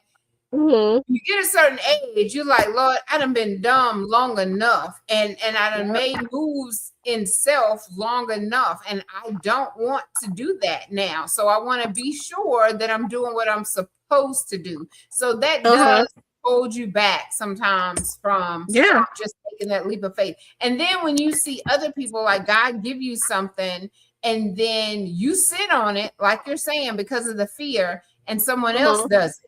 And it's like, you have to get beyond that imposter syndrome, because you know, and God know that you was already supposed to do it. So it doesn't matter who did it before. Girl, what? Who's gonna do it after is your assignment, and it's still up to you to complete it from beginning to end. Do you know how many people had wrote a book the last year or two, and I was like, now why I can't do that? Or, you know, it'll fuel you to do it, because you like, well, they can do it, I can do it. But at the same time, you like, well, why? I felt like that. And then I had to get out of that, get out the boat, Peter. I talk about that story. I can't tell you, it's in the Bible, but I talk about the story about Peter getting out the boat, walking on water. So there's some biblical stuff in here. Okay. And I know my pastor was on here. I know Overton was on here earlier. I don't know if he's still on here, but he gonna be proud of me because I was listening on them Sundays. I got some quotes in there that came from our prayer meetings on Tuesdays, and he gonna be tickled pink when he read this, because baby, it's some stuff in here. Because like I said, they left the God out of the textbook. Yeah, of course they left it out. And you know, society, they don't want God in nothing. They don't want him in school. They don't want him nowhere. He in this book. Can't nobody tell me I can't put him in there, because I own the copyright and I published it. So we're going to talk about it. We're going to talk about it. It's in this textbook. I know you're releasing it on the 11th. So that's the pre-sale. When should we expect to have it? So, spoiler alert, I was going to wait. So actually, it is live right now, the ebook. It is. You can pre-order it now, and it will directly go to you on the 11th at 12 o'clock a.m. So you can pay for it now. It'll be in your cart, and the actual physical paperback, if you want a copy of that, you can order that April 11th, and then I can either deliver it to you if you're local, or it'll ship from Amazon to you. So what you're saying, just so I understand, you can get a digital copy right away on the 11th. Yeah. Well, yeah. Copy. Okay, so bring my copy, since you're coming for her in New Orleans. I will sign it. Yes. Copy on the 25th. Yes. But I'm gonna make sure I get me an electronic copy. Yes, I did. So I did share before we went live. If you go on my Facebook, or anybody can go on there and click the Amazon link. You can click the pre-order right off of my page. So it's on Amazon right now. Okay. Yeah. So, So, because some people okay. like the ebook Kindle thing. Like, if you want to just do like your Amazon tablet or Kindle, I have an ebook version. But a lot of people like to read books paperback. So that would be April 11th. I can't push that before that because that's when it's scheduled to go out. Okay, so my next question, because I know like the man that was here this morning, he had two links. Mhm. He had a link to get it directly from him, which he gets more profit that way. Mhm. And then Yeah. if you get it from Amazon, of course, you get less profit because they take so much. Yeah. So if I I do. want So I to do have. if I I want to do go have that. through Amazon because I want the Yeah. electronic copy because I want to be done read it by the time I see you. Yeah. Um, Yeah. but I do want to purchase a hard copy from you. Are we Yeah. able to do that too? Yeah, so I do have a website. I have a big cartel link that's set up for pre-orders, quote unquote. So that would be for the paperback. So that money would go, of course, through the Square account. It directly deposits to me 100%. So I will be able to keep that, like you said, versus Amazon, where there's a royalty percentage, math type of thing.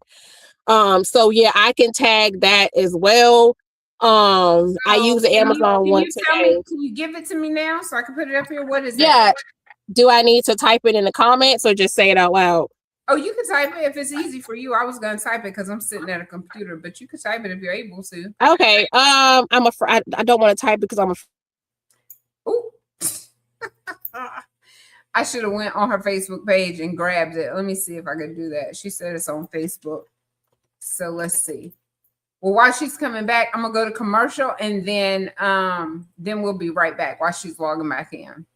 Don't y'all go nowhere. We almost done. If you don't hung this long, go ahead on and hang on in here with Sunshine. We'll be back in just a minute. Hang tight, my sunshine. Conversations with Celena. We'll be right back.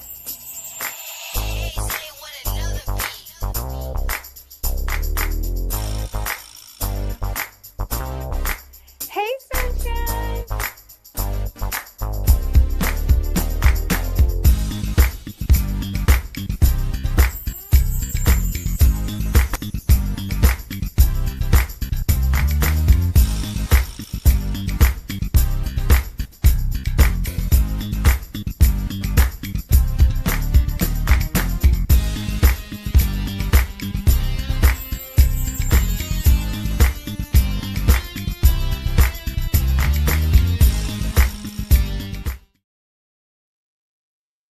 I'm here. I am not that technical savvy, so I'm gonna just have to shout it out loud. Okay, let me see. I came over here to your page real quick. I said I should have just did that to see if I could see it on your page. Yeah, well, yeah, the big cartel link is on there too. I might have pinned it. If not, you may have to scroll. I know I shared it a week and a half ago or so. But that's like it's the Nakia C. Williamson .big cartel. Okay, so I see Amazon. Let me keep scrolling. Yeah, and then you'll see a big cartel website link where it talks about the class and stuff, which I postponed the class. I postponed the class that was supposed to be on Saturday. I got hurt. So I'm about to be doing physical therapy and, resetting myself. So I'm going to postpone the class just to get my back right. And then I'll let you know when that's going to be. That'll be sometime later.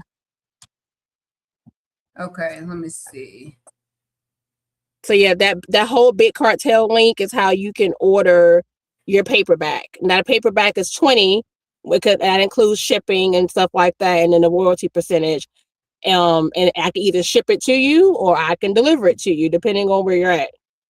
Okay, well, I want mine live and in person in my hand. Okay.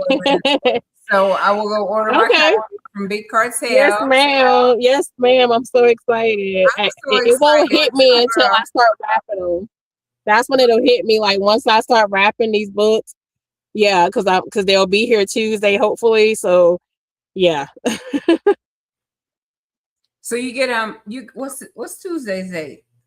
Tuesday is the 7th. So that's when you get like your author copies, well, you'll know because when your book comes out, I'll walk you through this. So you can order author copies, like for your family, or if you want to do like a proof of your book before you actually hand it out, Mm-hmm. So I will have the physical copy in my hand Tuesday. Okay, well, awesome, Yeah. awesome, awesome. So that's going to be exciting.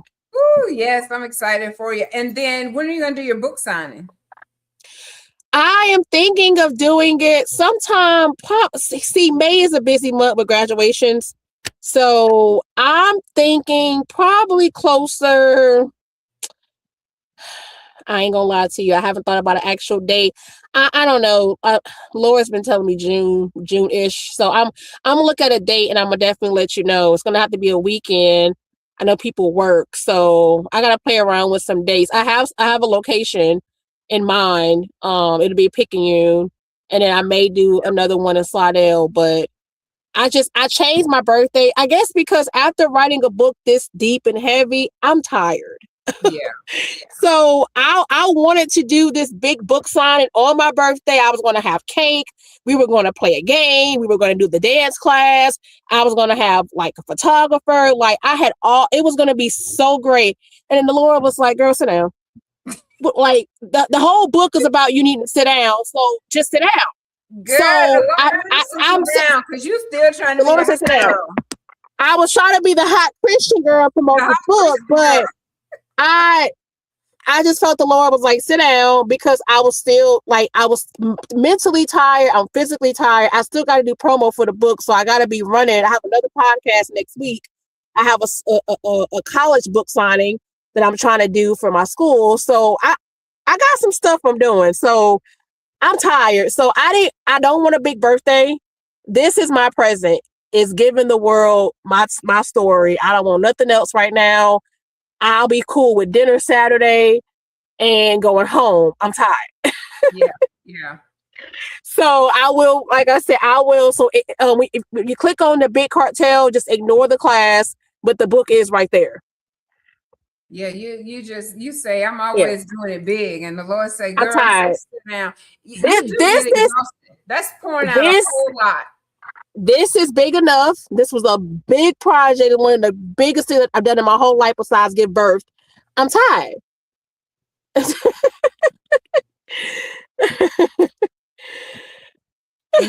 told you I was gonna make you laugh. You need to get you some rest. And so we are so excited about you having the book, and all that other stuff. It can come later. If it's meant, it'll come later. Yeah, absolutely. Thank you. I appreciate your support. I'm so excited. Girl, listen, you motivate me. And like I'm telling I you. wanted to say something a young man said this morning. I was gonna say to you, I lost my thought. I forgot what I was going to say. I'm always forgetting. Good Lord. He helping me with my memory. If I don't spit it out quickly, it just be gone. But no, it is a blessing for you to have put the time in to write this book, because I have a book around here that I was just one of the it was like the anthology type book, where you have a chapter. Girl, I found myself all on the floor crying, just trying to write one page. So I could imagine 18 chapters later. Yeah. Exhausting, that would be, but just the obedience, doing what God had called you to do and instructed you to do so that you could help the world. And it's going from not telling any of your story to just putting it out there. I mean, that's painful. Just putting it out there all at once. And it's something about seeing it in writing. Like, I think that's why it's so much easier for me to talk about it. Like, I could tell it, but seeing it written on your computer, it's different. It's different. It is so different. And if you when I did the last official scroll and I was just scrolling, I was like, whoa. I'm like, this is it. This is it. And it is amazing. We can tell already before I even put my hands on it. It's good. Because even the packaging, even how I'm gonna package it is cute. Like, it's good. Okay, it's good. I believe it too. I can't wait to see it. You're gonna have to tell us a little bit about it in New Orleans. Yeah, definitely. I sure will. I'll try to bring some copies if anybody's interested, or just shake a hand. I'll bring you your copy. So yeah, I'm excited to see you in 2 weeks. And sign my copy. Yeah, We're girl. gonna have our own mini we'll have a mini I owe her session And and then once I turn. once I rest up and you get ready for your book, I'll coach you through yours. Okay. Let me just get some rest first. I did want to say, and I'm not sure if I did say this earlier, but y'all please sign up to come and celebrate my sister that's in the chat. She's Woohoo. decorating for her sister. And like I said, it's just gonna be small and intimate. We're planning a retreat for 2027. I'm Nice. gonna have to get with the retreat planners so that we can pull this off somewhere. It may be in Mississippi because it's easier for people to get there. Uh-huh. So yeah, so I'm thinking about doing it there. This lady gave me a place over there, so I'm gonna check into that, and I'm just excited Okay. about what is happening in our lives and the people that we're being Yeah. connected with. You're a lot younger than me, but I'm so excited for things I'm that you're 35 doing. next week, girl. I'm 54 I made it, next week. girl. I'm proud of my age. I'm proud of my age, okay? Look, I ain't worried about see the gray hair trying to tell on me. That's what I'm trying to tell. The rest of it still kind of okay, but the hair just really trying to tell on me. Like we getting Yeah. old. We ain't gonna talk about all this other stuff going on, but we will talk about Okay. the C. The person can see trying to tell on me. But yeah, no, Okay. I'm just thankful. Jalicia's event Oh, was my amazing. sister texted me. Oh yes, Shelly. Girl, we need to do that once a month. I wish we could, but I know she got a lot to plan because it's an every year thing. But I'm still on the flow and the spirit on that. Yeah, it was I can't wait. she does so good on those things. It is Yes. excellent. And I'm Yes. just so thankful that I was able to come and make it. And I know y'all probably, Yes. she just say she's so thankful so much, but I am like, I'm just so grateful, No. so thankful for everything. And I woke up this morning just telling God, thank you for this, thank you for that, thank you, Thank thank you. I you. don't think I asked for Thank you. nothing today. It was Nothing. all just giving thanks for another Yes. day, giving thanks for source Amen. of come, just all of it. Amen. Yes. Amen. Now I'm gonna keep my promise. Having people like my calendar is booked through August, I think. Girl, And that's God. I can't years wait to that go on has that level. not happened. And I don't know if this year was the year I wanted to throw in the towel more so. I don't think so. Huh. I don't think Woo. so. But I did want to just be like, I'm done. Like I'm done. Yeah. And I said, but you know Yeah. what, God, I will continue if that's what I'm supposed to do. But one thing I know, I'm for real conversation with Celena on camera and off Yeah. camera. Yeah. And I love yeah, this. I love what you're doing. I love it. thank you, girl. Thank you, thank I you. love it.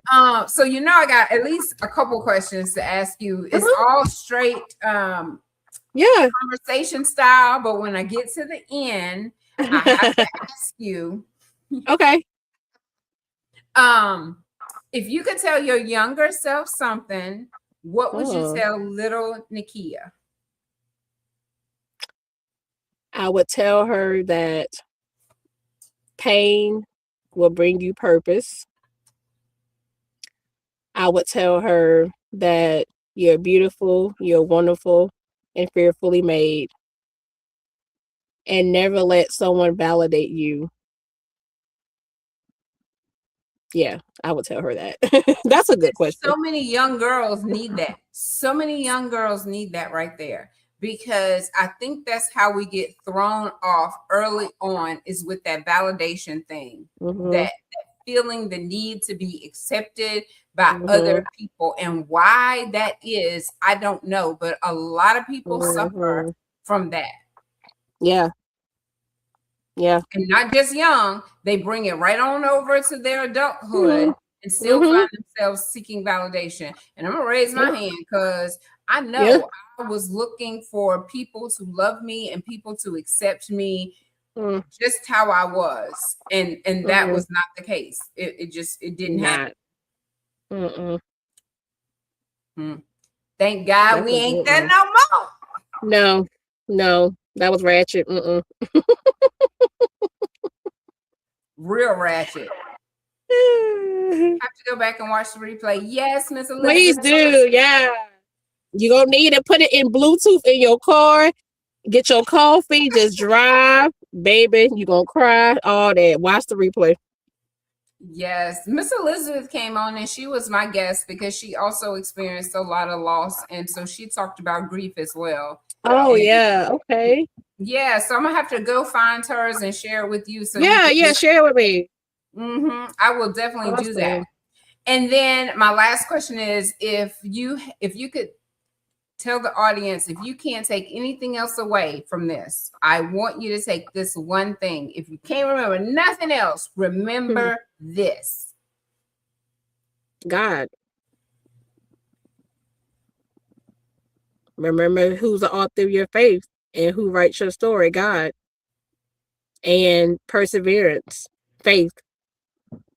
Knowing that anything that you're going through, no matter how it looks, it may not make sense to you now, but there's pain beyond that purpose. It's beauty in that pain. Take away God.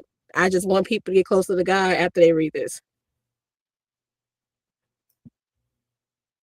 Oh, Sister Celena, you are the best. Thank you. Y'all are too. Yes. Well, thank you so much, Nakia, for coming. Oh, thank you. I had so much fun. It is. Now I gotta go. Now I gotta go hide for the next couple of days. I done told y'all all my business. It's time to come on out now. You done told it. And it's I done told it. It's okay. And you shared it with the people that was most important before you shared it with the world. And I did the same thing with my kids. Like I told them. My daughter sees stuff. Yeah, I told them, and I think they were at an age where they were able to understand. And it wasn't because I planned it like that. It really just fell out of my mouth whenever I was in the hospital. And that was one situation that fell out of my mouth. And so I said, well, Lord, I guess you kind of opened that door or window in order for me to be able to start talking about it to at least my older son. And my younger one, sometimes he's like, Mama, I don't want to, I know. He'll say he knows, but he really doesn't know because he don't really want to hear it like that. But he knows enough that no one can come and say, your mama did this, because it's like, okay, I know. So I understand that whole concept of sharing it with your kids and stuff before you share it with the rest of the world. Amen. I didn't have no husband to okay it with, so like but he's on the way. He's on the way. He's on. I can't sing, girl. I'm a dancer, but he's on the way. Celena, I'ma tell you, he's okay. Celena, your husband's on the way. He's on the way. That's a good church song, baby. I grew up Church of God in Christ. Mr. Sunshine. What's Mr. Sunshine at? Right. Ain't no sunshine. Yes, it is when he's home. Yes, it is. Girl, yes, indeed. That's another conversation when I see you on Saturday. I ain't gonna do all that, but he on the way. That's my gospel song for you. Okay, girl. Okay. Y'all be sure to go register because y'all see we're gonna have a comedian in the house in New Orleans. So. That's my hidden talent. Don't get your body well so you can dance for us, do a praise dance. No, I am. I'm about to go get my belly well. It's a Saturday night. It's about to rain, or it's starting to rain. And it's amazing how I'm not at the club. I'm not going out doing no foolishness. I'm finna go to McDonald's and get a shake. And I'm going home. That's how the Lord could change on a Saturday night. I got children and a husband in Slidell, and I'm finna go get a shake and go sit down because I'm tired, remember? Well, you about to go get some rest. Yes. So yes. Ready to rock and roll. Yes. And happy Easter to you in the morning, girl. Yes, and so be sure to share the flyer for the event, and I'm going to share the link for let me put that there. I'm going to share the link for the book I'm gonna Yes. pre-order And mine. I have your flyer already sent to me, and I'll send that to you. I got to charge my phone. Okay. And be sure to bring a book so that we can have one Yeah. as a giveaway. Yeah. Oh, that'll be cute. Okay. Yeah. Good. Yeah. We will do that. Fun. I'm so excited. Thank you so much.